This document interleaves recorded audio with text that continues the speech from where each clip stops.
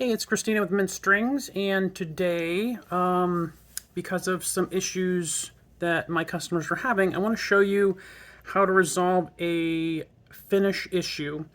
So the weather is very cold and very dry, and the finishes are not, they're actually like changing during transport because of the hot and the cold.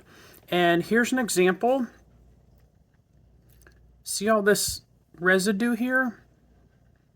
That's the finish that actually stuck to the inside of the bag. So these that I have that are pre-made, these are always treated with I was using teak oil, I'm now using true oil. So these are actually teak oil that I'm from these because these were pre-treated. Anyway, these are polished before they leave, so it shouldn't be an issue on my pre-made ready to go pick guards. But on other pick guards that I'm making, this one's not finished yet, but this is for a Acoustasonic Strat. And what else do I have? I'm working on, I don't have my other ones that I'm working on right now. Anyhow, so these are finished with true oil, and then I do a light poly coat to protect everything and seal everything in. And so far, I have not found any finishes that are non-reactive. And the only way to resolve that, there's really truly only one way, and that's to let everything sit for several days and cure. And that's difficult because, you know, you guys want your pick guards and you want them in a timely manner, which I get. So what I'm going to do today is show you how to, if this happens, because I'm trying really hard to make sure that these go out cured enough that it's not going to have an issue.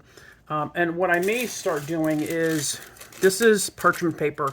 I may just start putting parchment paper over them. That should resolve the issue as well.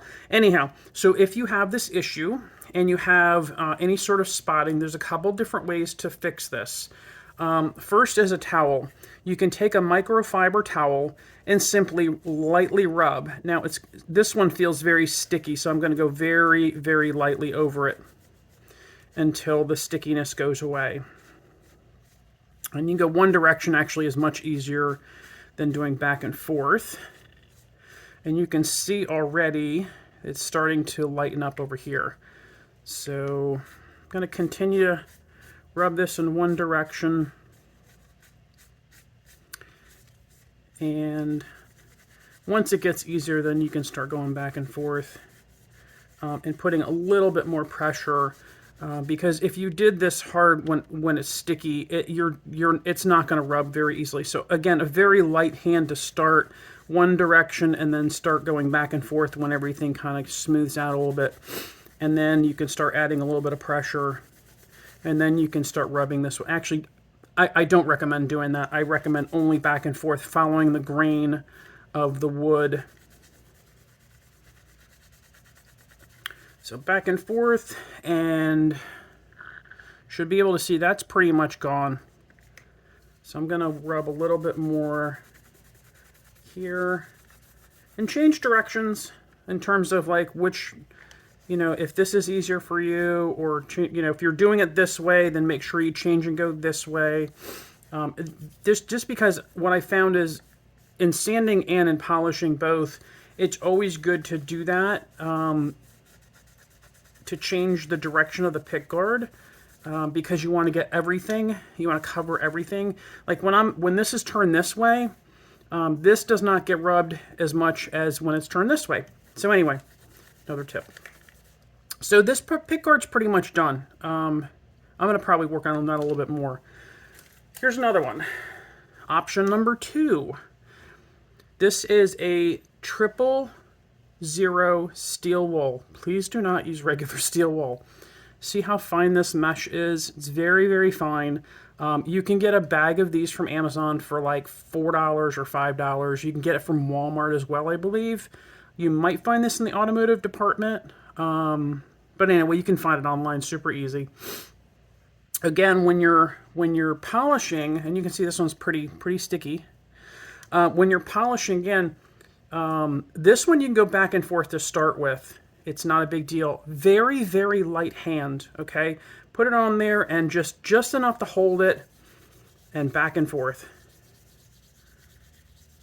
And as these spots start to disappear, you can put a little tiny bit more pressure on it, but not much. I'm going to flip this around and do this way. And I find it works much better once everything starts to smooth out, to speed up a little bit, to give it a good polish. And then take your cloth and wipe it off. And this is like Velcro, so this will stick to it. And then make sure you have a good light too, so that you can see. The light is coming down this way and my eyesight is this way, so I get a nice shine here, which you probably are not seeing. So I can see as I move this around where the spots are. Turn around again, wipe it off, and there you go. So now you can see that all the staining is gone. I see a little bit right there. See a tiny bit there. So I'll turn it this way because now I can see those spots that I missed. So turning the pick guard in different positions really helps because then you can see where the spots are. And again, just a quick wipe and this one's all done. So I have one more, and this is probably something, this one's got lots of residue on it. A lot of you should have, and if you don't, you really should have, a polishing kit for your pick guard. I really like this brand. It's Eterna Shine. The company reached out to me a few years ago when I was selling, and I still do sell guitars, but not many, and asked me to try this product, and I love it. So if I ship a guitar, first thing I do is take it out, make sure everything's good, and I give it a nice polish. Usually not with the, which one's which? Okay, that's the thinner one. So I would use the number 2 to do a quick polish. If you have a deeper scratch, you start with number 1. It's a this is a finer paste than this one. So I would use number 2 for something like this. Shake it up. And what I'll do is I keep these Scott shop towels. They are awesome for really everything, but definitely for the shop work. And I cut them into small squares for oiling my pick guards and for doing something like this. So you don't need much on this. And actually, I'm gonna split this. Do I have another one?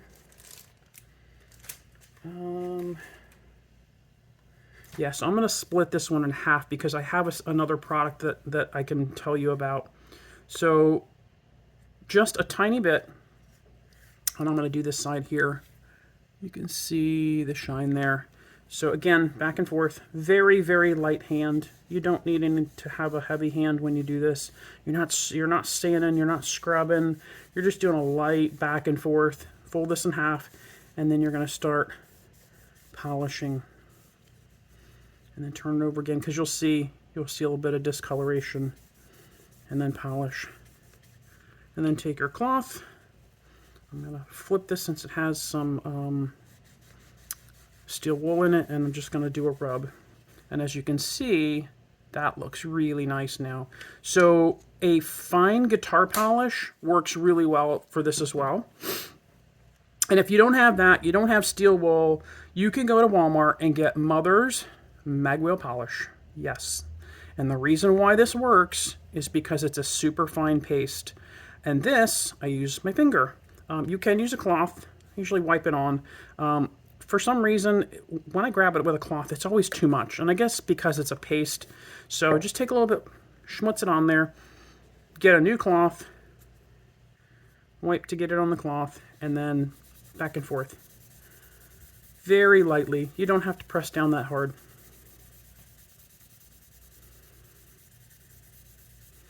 Fold it over.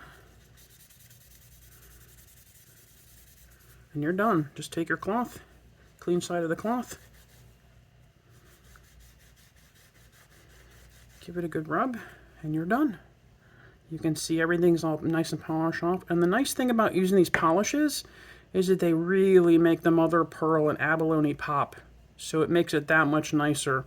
So when I send these out, I always make sure to polish them. You will always get a really nice piece, pick guard from me. The abalone is always nice and popped out on there. The same thing with the mother of pearl, really popping with white and the blue with color.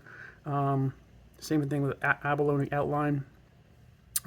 So anyway, if you get a pick guard and the weather's been weird and you have that residue, one, two, three ways, 4 ways to, three, to resolve that issue. If you have any questions, please feel free to reach out. Email me at sales@mintstrings.com. It's really simple, SALES at mint, MINT, strings, STRINGS.com. And let me know if you have any issues, you have any problems. And again, just remember, light hand when you're doing this. I've had a couple people I've tried to explain this to, and they end up doing really hard rubbing and rub off some of the finish and ruin the pick guard. And I don't want you guys to do that. If you're not super confident that you can do it, you're always free to send it back, and I will take care of it for you. But hopefully going forward, I'll find a way with like the parchment paper that I can stop this from happening. So if you'd like any pick guards, please check out my website, mintstrings.com. That will take you into my site. You can see all the pick guards, truss rod covers, armrests. Yes, I do custom work. So please reach out via email. Let me know what make, model guitar you have and what kind of items you'd like to have on that guitar. Okay? Hope this helps you out. Thanks. Have a great day.